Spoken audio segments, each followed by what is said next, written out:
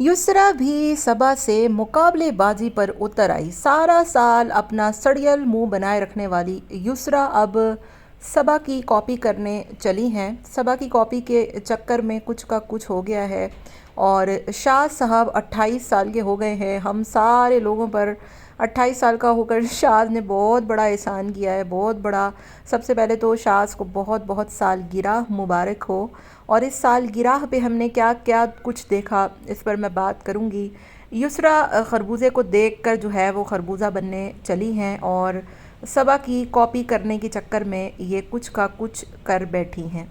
Hello जी, अस्सलाम वालेकुम। I hope कि आप सब बिल्कुल ठीक ठाक होंगे। अल्हम्दुलिल्लाह से मैं भी बिल्कुल ठीक ठाक हूँ।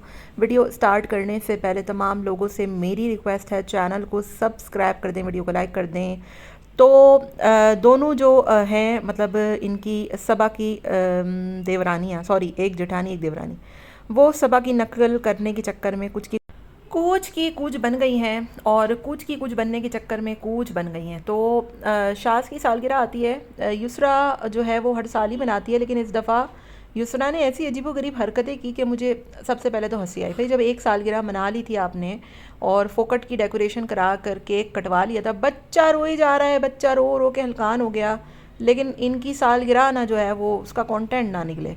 मतलब आग लगे बस्ती में, हम अपनी बस्ती में। इनका जो बेटा है ना कबीर, वो थोड़ा सा कैमरा शाई है या पता नहीं इसको क्या मसला है, उसको लोगों से थोड़ी उलझन होती है, तो वो बेचारा रोता है, बहुत रोता है। वो हर बच्चा अलग सा होता है, मैं उसके बच्चे को कुछ नहीं कह रही, लेकिन हर बच्चे की नेचर अलग होती है ना। उस बच्चे को नहीं पसंद, वो अपने आप में रहने वाला बच्चा है, वो खुश रहता है अपने टॉयज़ में, अपने घर में।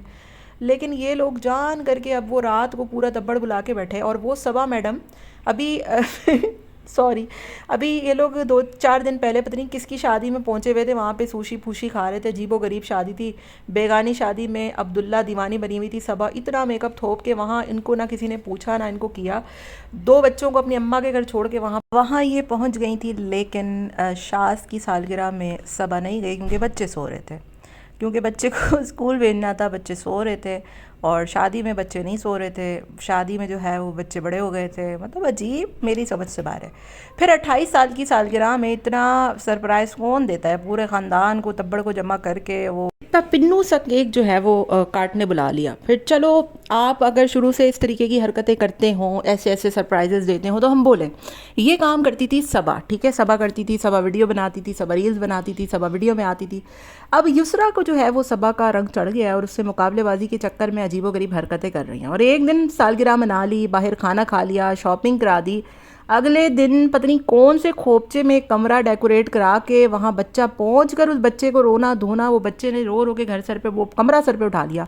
भाई अगर तुम्हें इतना ही शौक था, तुम अपने घर का एक कमरा को ना सजा लेती। तुम दोबारा भी कमरे में गई हो सजाने के लिए और उधर कमरे में बैठ कर तुम लोग पता नहीं क्या कुछ खा रहे हो।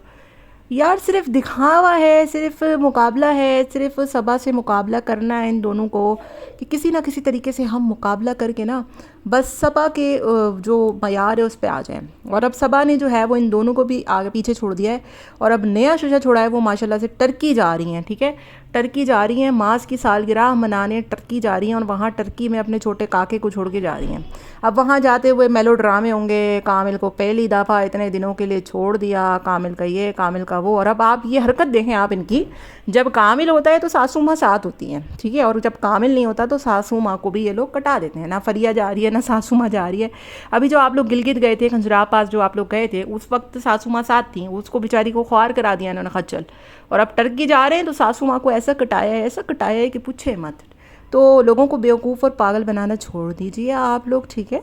आप लोगों ने क्या इधर तमाशा लगाया हुआ है? छोटे छोटे काकों को छोड़ के आप लोग घूम रहे हैं, फिर रहे हैं, बच्चे रो रहे हैं, सालगिरह मना रहे हैं।